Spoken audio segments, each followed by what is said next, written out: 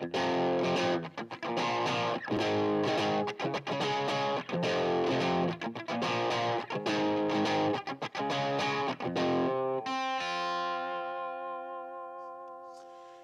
welcome back to the Tune In Western Cultural Center music lesson series. This is the 4th guitar lesson. Thanks for coming back. Thanks for doing your exercises and your warm-ups, getting your hands strong. Let's quickly warm up with the spider, going all the way up and down the strings, using alternate picking. And picking doubles, so picking each note twice. And we're gonna use my metronome here at 60 BPM. Listening to that hi-hat. 1 and 2 and 3 and 4 and...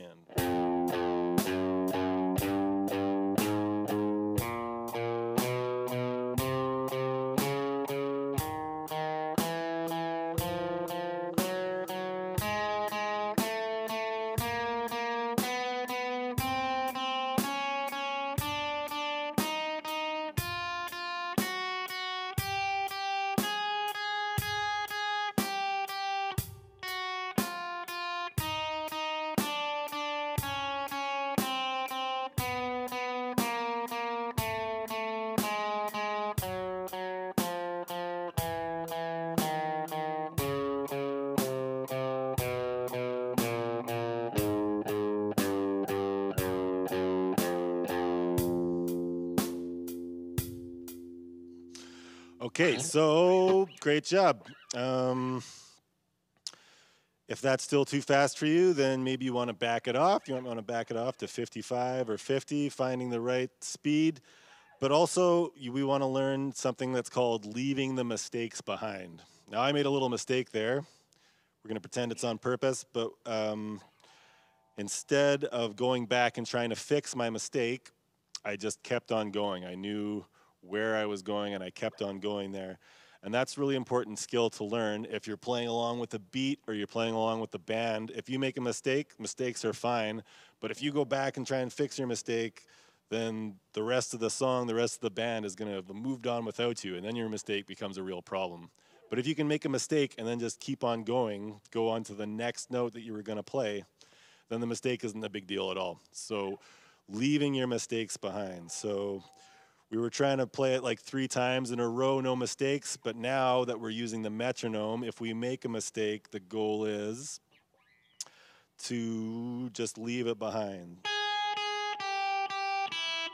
Whoa.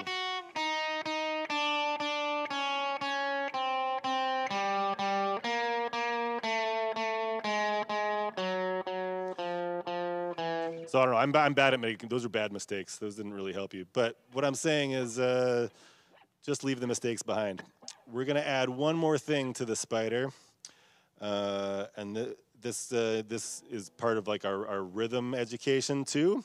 It's called subdividing, right? So when we started the spider, we started at 1, just playing each note once, right? Once per beat.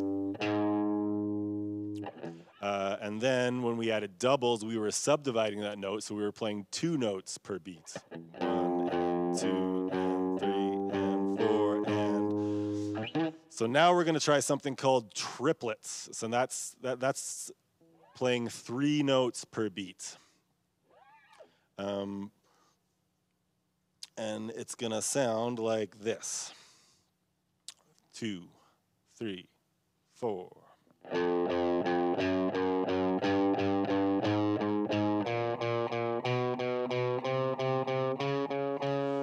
Right, so what am I doing with my right hand? I'm going down, up, down, right, to make 3. Down, up, down. And then when I go to my next note, I'm going up, down, up. And then when I go to my next note, down, up, down, up, down, up, down, up, down, up, down, up. And that's, you're gonna find that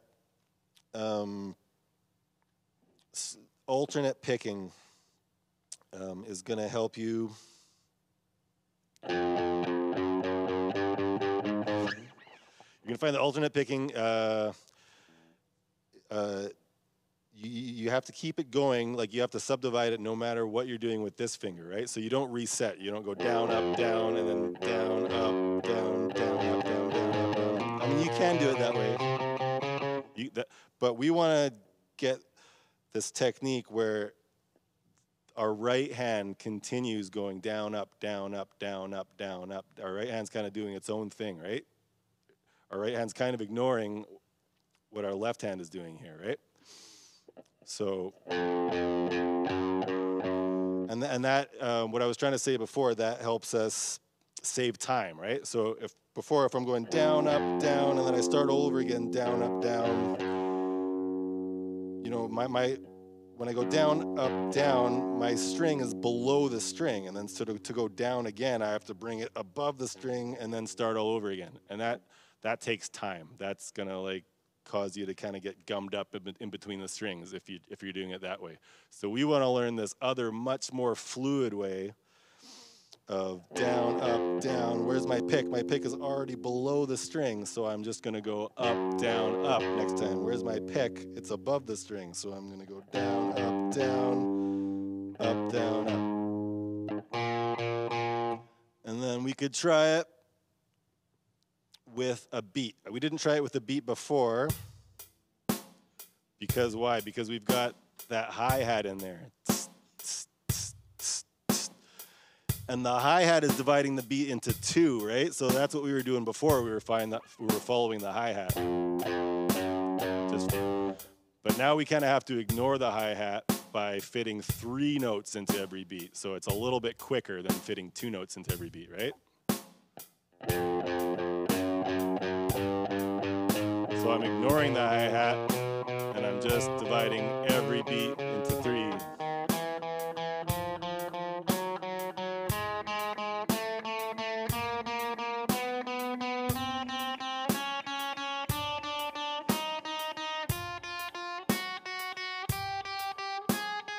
One, two, three, coming down.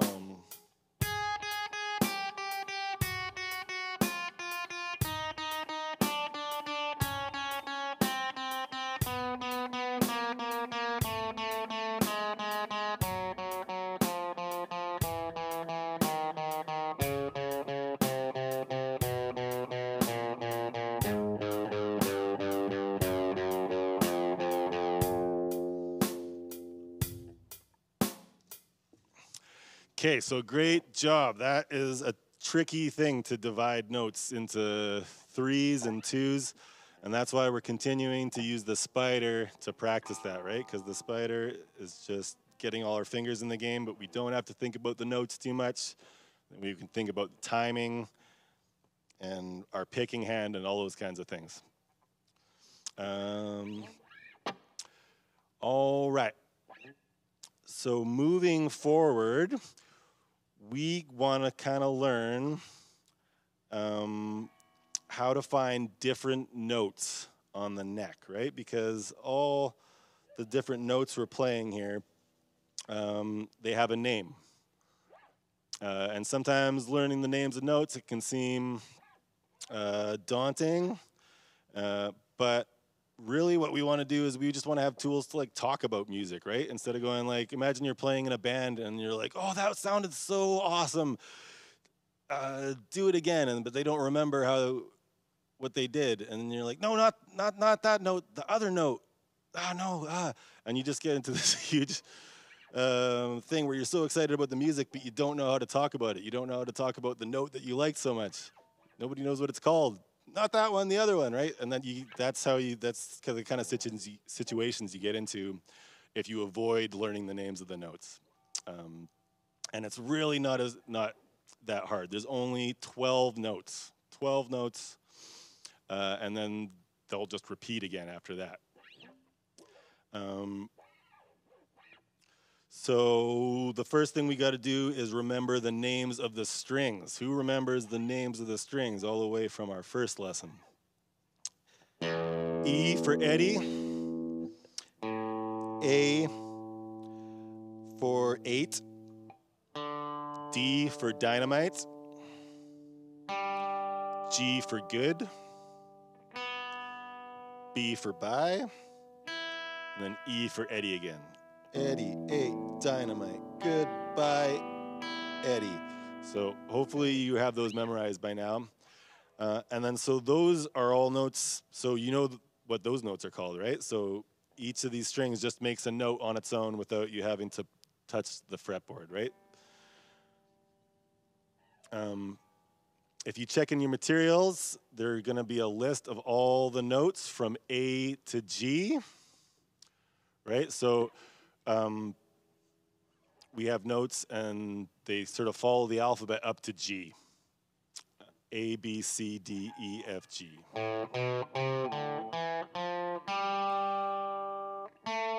H, right? No, there's no H note. That's A. Then we're back at A.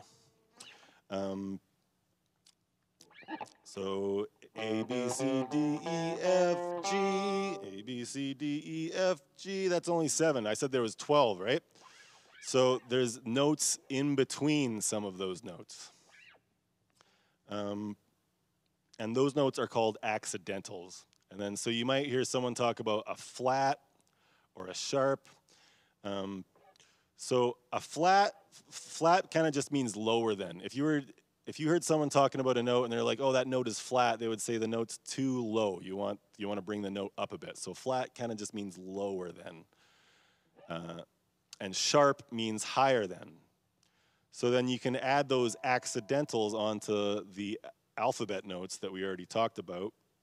And then we could say, so A, where's an A? I don't know where any A's are. Well, you do because there's an A string, right? So A, but there's a note after A and between A and B, right? So the note after A isn't B. There's a note in between there. And that note could have 2 names. This is where it gets confusing. That note could be called A sharp, right? So this is A, and then by just pressing on the first fret of the A string, I'm moving that A note up to the note right after A, which isn't quite B yet. It's called A sharp, which just means higher than A. And there's also another name that we could call this note, and that would be B flat, which means lower than B. And so if you check out the materials that go along with this lesson, you'll be able to see that and it'll make more sense. But right now we're kind of just looking at our fretboard and trying to make sense of it, right? So there's a note in between all of the alphabet letters with 2 exceptions. There's some more exceptions coming up. So there's no notes in between E and F. E goes straight to F. Oh, where's an E note? Oh, I got an E note. There's an E string. There's 2 E strings, right? So I've got an E note here, and then if I press this first fret on the E string, that's going to take me straight to F. So don't ask me why. It's just one of those little exceptions that makes note reading easier for everybody, no matter what instrument you're playing. There's just a little exception, so there's no note between E and F. E just goes straight to F. And there's one more of those where there's no note in between B and C. Right? So where's a B note? I don't know where any B's are. Oh, yes, I do. Goodbye. So there's my B string.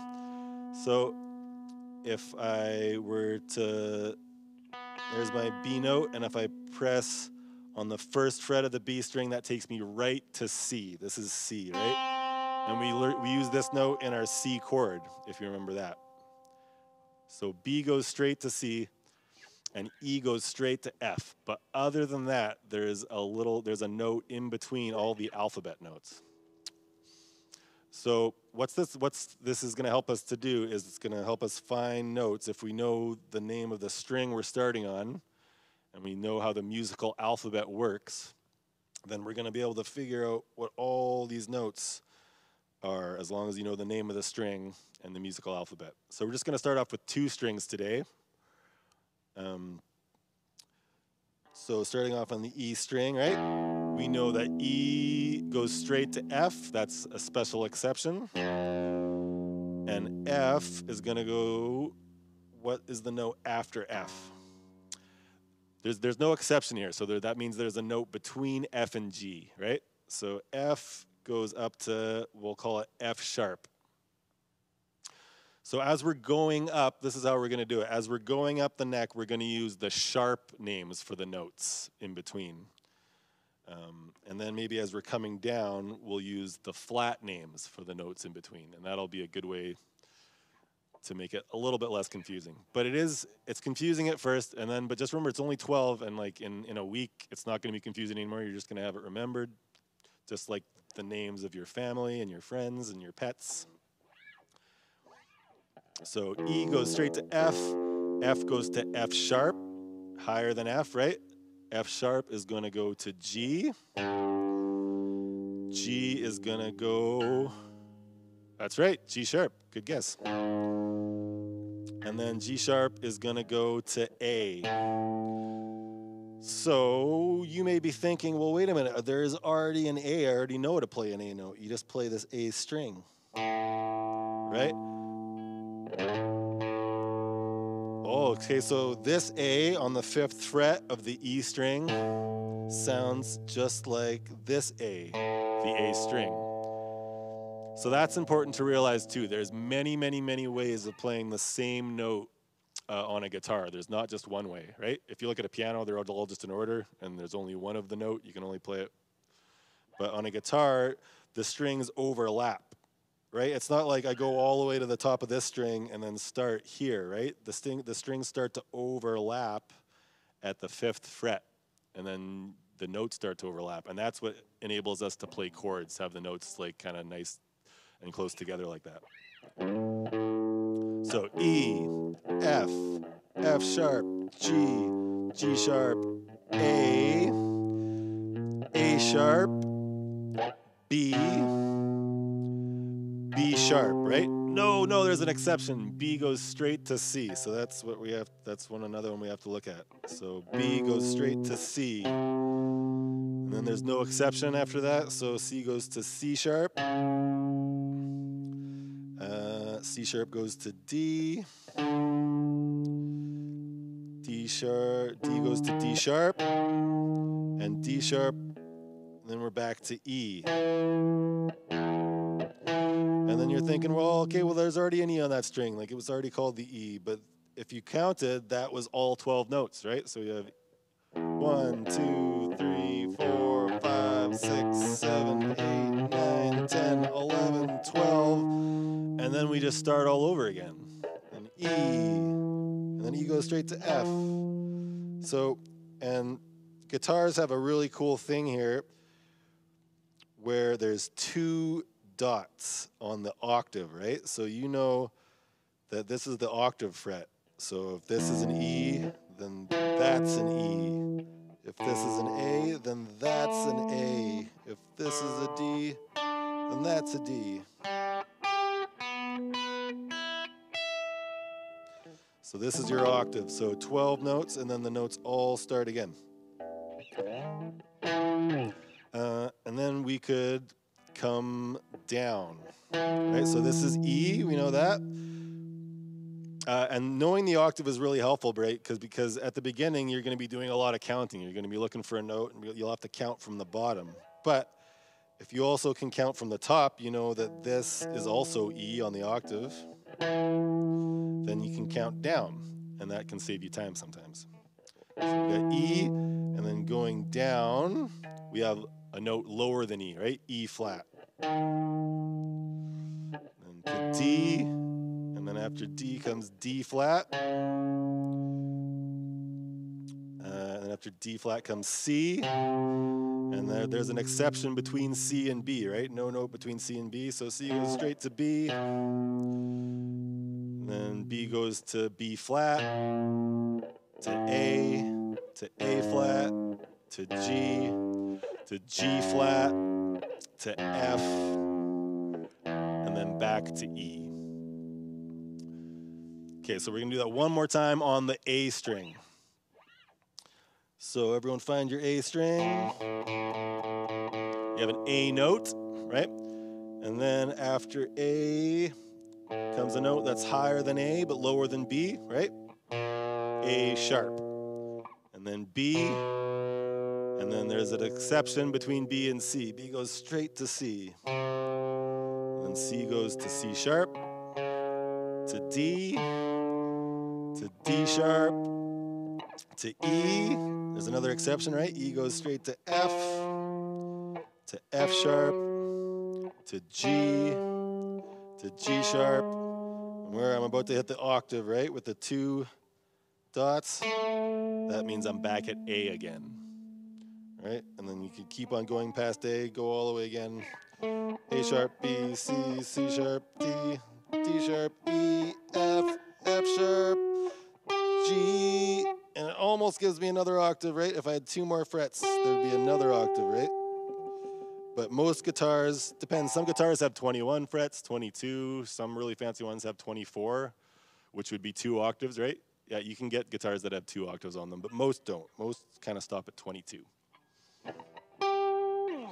So then, starting at the octave of A, here on the 12th fret, we'll come down and catch all the flats. The other name for the in-between notes. A goes to a note that's lower than A but higher than G. A flat, right? G, G flat, F. There's no note between F and E, so we go straight to E. E flat, D, D flat, C. C goes straight to B. B flat, A. So now you know we've gone through all the notes on the A and E strings, which is going to be really, really helpful because the next thing that we're going to learn is called power chords. And a power chord is like a 2-note chord. We've already looked at open power chords, right? Using an open string.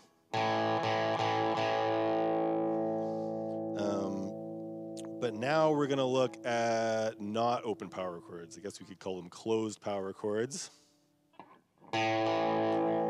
So if that's a power chord, I have 0 on the A string, and then I go up to the next string, and then I go 2 frets up from 0, right?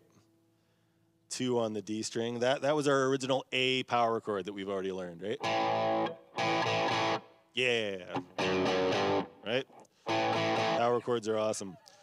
But now we're going to use 2 fingers because we're not going to be able to use the open string. We don't have an open string for all the notes that we're going to need to make chords, right? So when we can't use an open string, we're going to have to put our finger on that string. And you'll notice that A power chord is named A because the bottom note is A, right? And then we have one other note to go with it, and that's E. Right, so if we could even do a quick, like, so on the D string, right? If we were gonna go D, and then D sharp, and then E, right? That's an E note that I'm playing on the D string there to go with my A note, and those 2 notes together make an A power chord. But imagine if I wanted to make an A sharp power chord. Well, there's no A sharp open string. So that would mean I would have to find a place to put my finger to make an A sharp note on the bottom, right?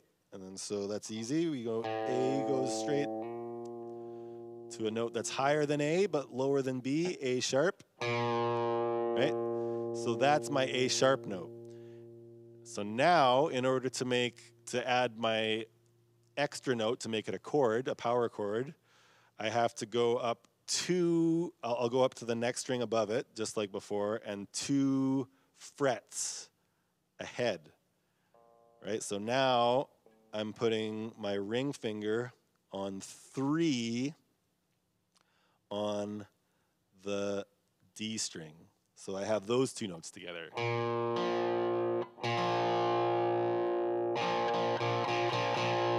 So that is now an A sharp power chord, right? So we have our A open power chord with the open A string. And now everything has just moved up 1 fret, right? So 0 has moved up to 1. That's moving up 1 fret. And then now 2 on the D string is moving up to 3. So everything's moved up 1 fret, and then so our whole chord is moved up 1 fret. And so we've transposed, that's a fancy word, our A chord to A sharp.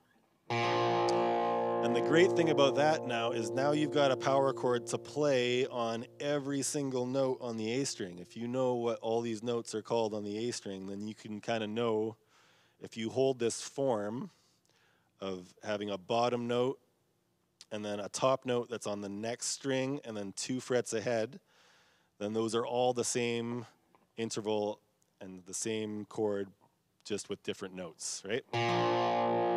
So A sharp, power chord, B power chord, right? Because what am I doing? I'm following the name of the chord is named after the bottom note here on the A string. C, B goes straight to C, C sharp, power chord. And the other thing that you're noticing here is it's the same, right? I'm only playing those 2 strings, right? If I were to play some of these other strings, all of a sudden it doesn't sound so good. So a power chord is just 2 notes. So that's his trick, is to like use your picking hand to be really accurate and just playing those 2 notes. And the more accurate you can be, then the more hard you can rock out.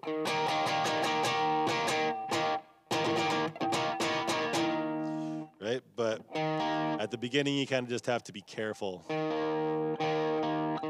not to get any of those other notes in there that are going to make you sound pretty weird. There we go. D, D sharp, E. E goes straight to F, F sharp, G, G sharp. Oh, so there I'm on A. So A, so this is an A power chord. It's not open, right? I'm using both my fingers. But it sounds just like A open power chord, but higher. So that is why it's really good to learn the names of these notes on the strings, because then you can play a chord for all those notes. And then so those are A string power chords, right? We can also do E string power chords, right? So we take our open E power chord, right? But then it's the same thing if I put my index finger on 1 on the E string, and then I go up to the next string and put my ring finger 2 frets ahead of that on the 3. Then I have an F power chord, F sharp power chord, G power chord, G sharp power chord, A power chord,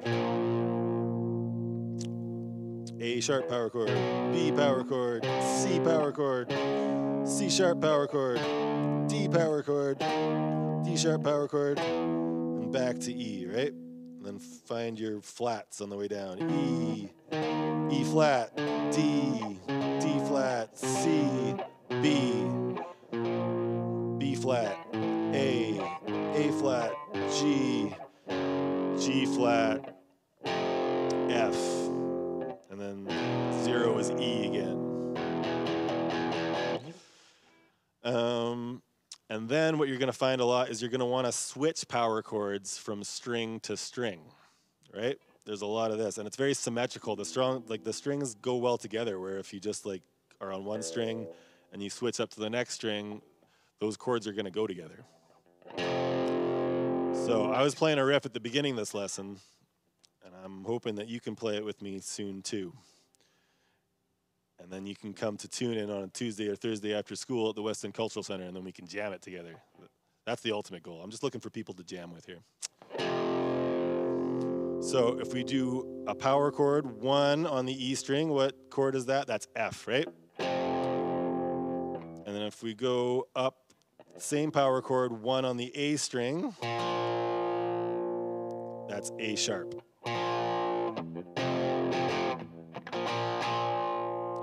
Right, we're getting close to playing some Nirvana here.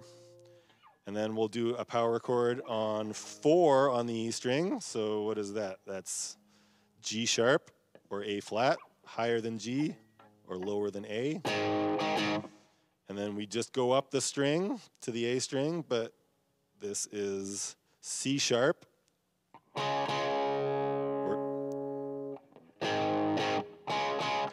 So if we can put those two together, so we're going to go 1 on the E string to 1 on the A string power chords.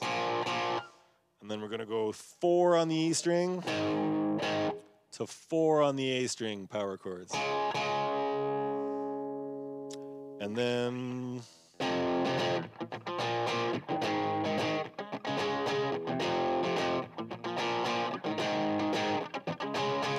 we're playing Smells Like Teen Spirit.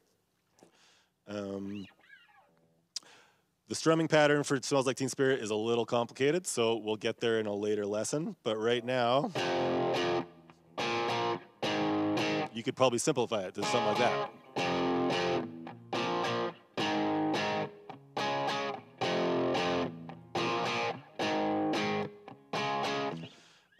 And then if you want to play in the verses, I'll give you, here's a little freebie. And this is a good technique to learn early, is if can you play 2 strings at once? Right? So before, when we're playing the spider, I'm telling you we want to be right on the tips of our fingers, usually. But there's sometimes when we're playing guitar when we want to play 2 strings, we want to mash 2 strings down with the same finger. So that means we kind of have to like go on the meaty part of my finger.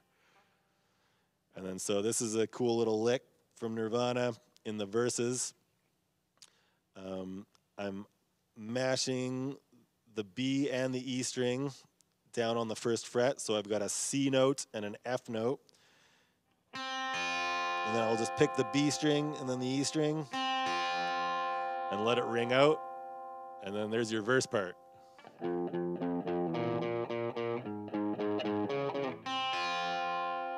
Right? That's me trying to play both parts at once.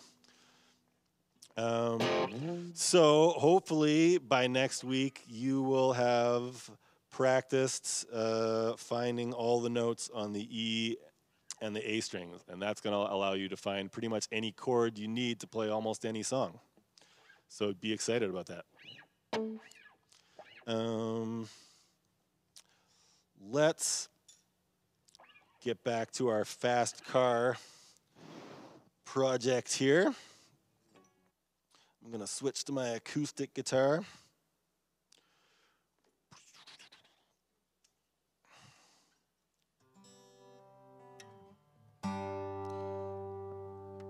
Right, so we're working on two things here. We're working on switching from our C chord, a whole C chord, here with my ring finger on 3 on the A string, my middle finger on 2 on the D string, leaving the G string open, and 1 on the B string there. And the high E string is open, right? So there's our C chord. And we're working on switching that to our G chord with our middle finger on 3 on the E string, index finger on 2 on the A string, leaving the D string and the G string open, and then ring finger on 3 on the B string, and pinky on 3 on the high E string.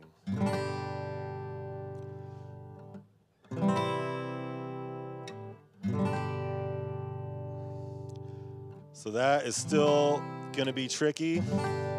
You want to think, a good way to think about guitar chords is if you can get the low strings down first, because if you think about it, you're usually strumming the low strings up to the high strings, right? And then so if you get your, guitar's all about just like saving like a little bit of time here and there, right? So if you get your low strings down first, then that means you have an extra split second to get your high strings down because you're strumming low to high, right? So try and get this one down first. We talked about before that the bottom note of a chord is like really important. If you get the bottom note, if you just get the bottom note, everyone's happy because everyone knows what chord you're playing, right? If you kind of just get like the top notes, it doesn't sound as chordy. It sounds like sort of like an ornamentation. But if you get those bottom notes, then, oh, okay, the chord's there. Phew. So the reason that this is important to play fast car, because we're also working on our finger picking part. But once we get to the chorus of fast car, it kind of gets like a little bit strummy, right? So then we're going to be switching these two chords. Remember when we were driving in your car, speed so fast it felt like I was drunk, right? So those are going to be the first two chords of the chorus, being able to switch those two chords. C, C, G, G.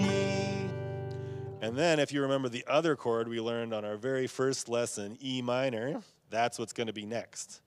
So E minor is a little bit easier one, putting our middle finger on 2 on the A string and our ring finger on 2 on the D string and leaving all the other strings open.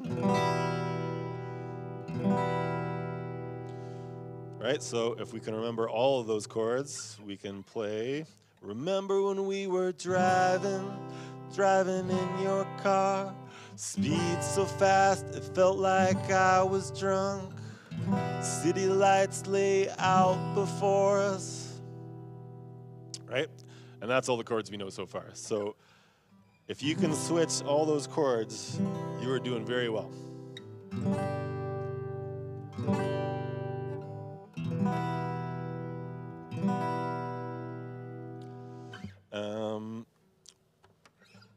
And then back to our little finger picking riff.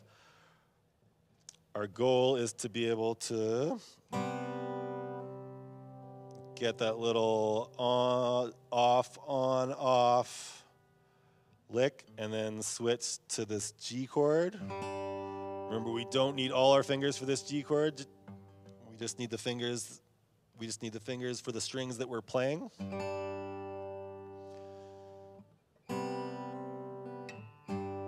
So you might still be working on that. That's a tricky bit of business.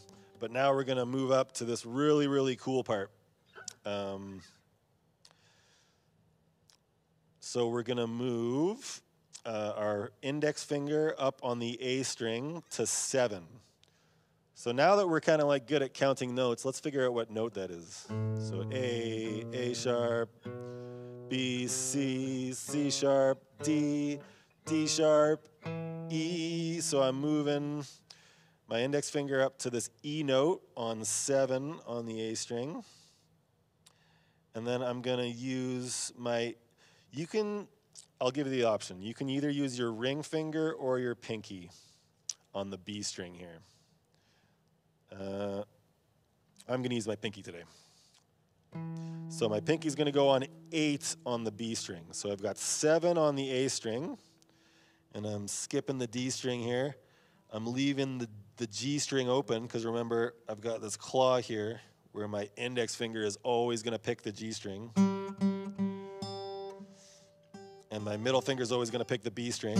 And my thumb is back to the A string.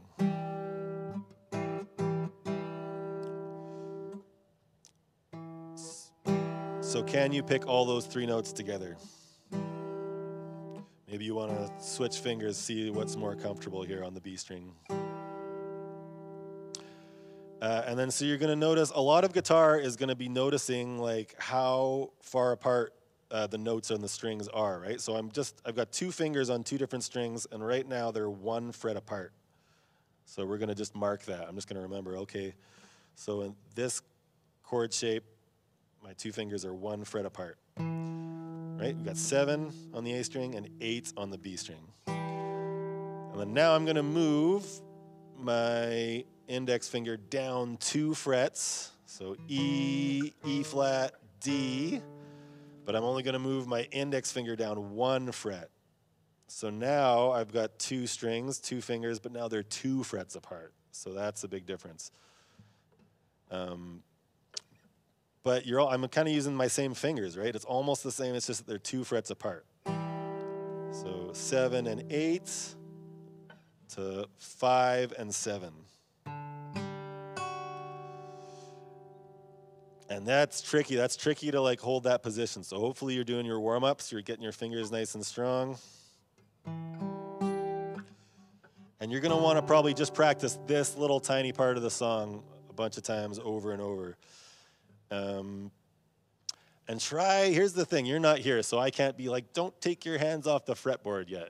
Lots of people like to be like, oh, I did it, I'm done, right? Because it's hard work. It's hard work holding your fingers like this, but can you hold it, right? Once you hold it, that's where all the music comes, right? Look at all those notes ringing together. And then this one's even harder because you got to stretch even more. But let them ring out. Listen to those strings ringing together. That's the beautiful part of the guitar, is hearing them ring together. So you could practice picking all 3 strings separately so that you can make sure that they're all making a note. Like you might, right? If something's making that noise, you're not pressing it hard enough, so you got to press harder. Oh, yeah, I'm not pressing hard enough with my pinky. I got to press harder with my pinky. So it's up to you to make all those little adjustments.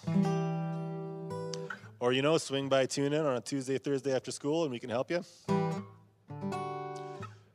But once you can do that, once your fingers are kind of strong enough to do that, then we put it all together.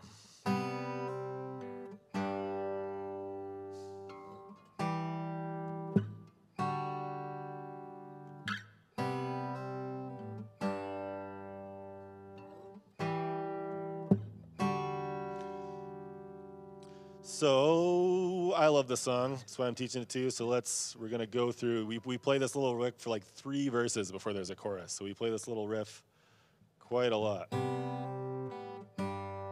which is great because it's good practice to play 3 verses in a row. You got a fast car. I want to take it to anywhere. Maybe we'll make a deal. Maybe together we could get somewhere. Any place is better. Starting from 0, got nothing to lose. Maybe we can make something. Me, myself, I got nothing to prove.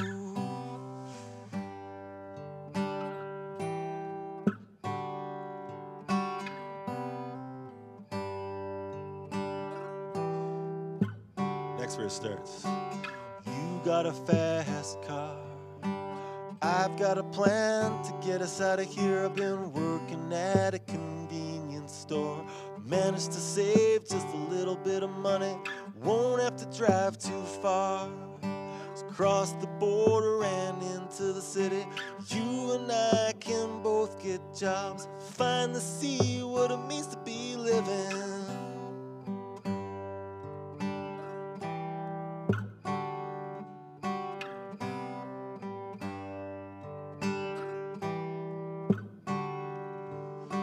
My old man's got a problem. He lives with the bottle, that's the way it is. He said his body's too old for working. Said his body's too young to look like his. My mama went off and left him. She wanted more from life than he could give. I said somebody's gotta take care of him. So I quit school and that's what I did.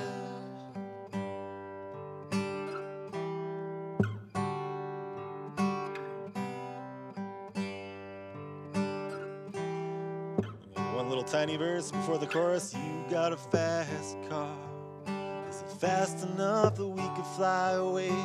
We gotta make a decision. Leave tonight or live and die this way.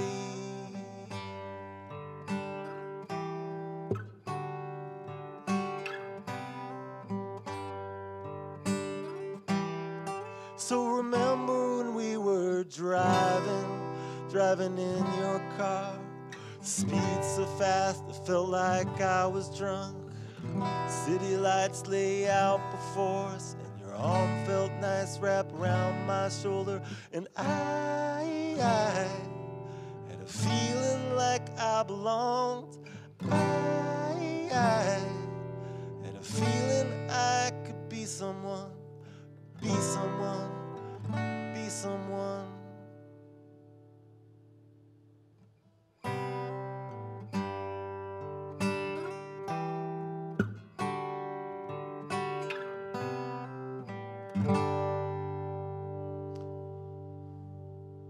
So as you can see, you're really close to being able to play that whole song and making everyone around you happy.